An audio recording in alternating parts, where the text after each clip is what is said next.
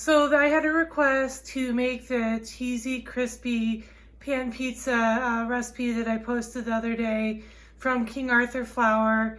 Unfortunately, I already prepped the dough, so what I'm going to do next is I'm going to oil the skillet that I have, and I'm going to put the dough in it, and you're going to see the first step of this process. Okay, so the first thing I'm going to do is I'm going to oil up the skillet. I just got some regular olive oil. It says for like 1.5, but I'm not going to dirty up another measuring spoon. Like, it's okay for me to be like just kind of like estimating. So I'm just going to do a little bit more. And I'm going to oil the pan. I have this pastry brush or whatever that I'm just going to go ahead and make sure the pan is really oiled up. This is going to give you a really nice crispy crust, and you're going to love it at the bottom. So the next thing I'm going to do is I'm going to get my prepared dough. Yeah, I wish I had filmed this for you. You want to go ahead and like oil it on one side real quick and then flip it over. And get that nice and oiled. What you're going to do is you're going to press it out into the pan. And the recipe says, you know, if it stretches back a bit, just come back in 15 minutes and do it again. And eventually that dough will relax. But what you want it to do is fill up the entire skillet. And now that we've done that, I'm going to cover it. And we're ready to go ahead and start topping the pizza.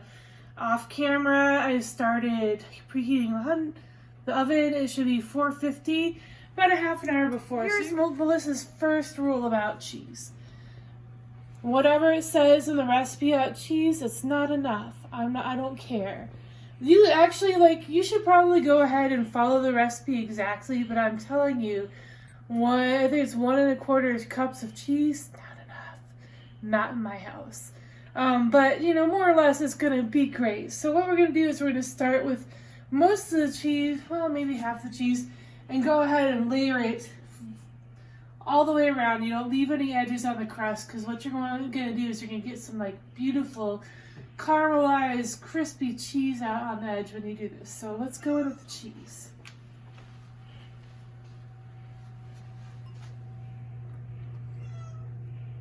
Hi, Romana. I got more cheese in reserve, I'm not gonna lie. Next, I'm not sure that they necessarily recommend it to do it this way, but I'm doing it anyway. So next they talk about being, you know, pretty light on your sauce. So that's what I'm gonna do, just like little spots of it. So you will see I'm using canned pizza sauce. Sorry to disappoint you, I do not make my own pizza sauce. I'm just trying to be real sparing of this. The other thing is that I don't like about the sauce is I use the E-cart. And this is not the sauce I wanted, but this is the sauce I got because I didn't mark no substitutions. E-cart is Rayleigh's grocery shopping personal shopper service. Yes. So again, it's not that much sauce. Maybe I'll spread that dollop over a little more. Next, I'm going to go ahead and put a handful of pepperoni on. So also in Melissa and Heatherland, you eat a piece of pepperoni. One for the chef, one from the camera lady when she's done. You know, honestly, when I made this the other day, I thought, you know, it probably doesn't even need the pepperoni once we ate it. But hey, I still have some pepperoni left over. So I got my backup cheese. Make sure that this all gets some more love. Alright, does that look like a sufficient amount of cheese, do you think, Heather? Yeah, that looks good. Alright, we'll go ahead and call that done.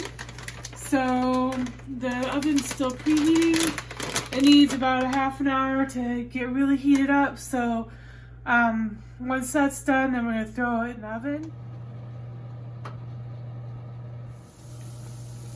Okay, look at that, guys. I'm going to give that about 3 more minutes. I'm going to turn that off camera, but look at how beautiful that is. Wow, that looks great, doesn't it? I'm really pleased with the way this turned out. The key is maybe just leave it in there just a handful of minutes. You don't want to leave it in there too long and get it soggy. So what you want to do is run your knife around the whole edge of the pan and then get your spatula under it, and it should come out clean just like that. Ta-da! Doesn't it look beautiful? But I hope you enjoyed this video and that you will end up making your own pizza and you can tell me how great yours is. Love to see it. Thanks!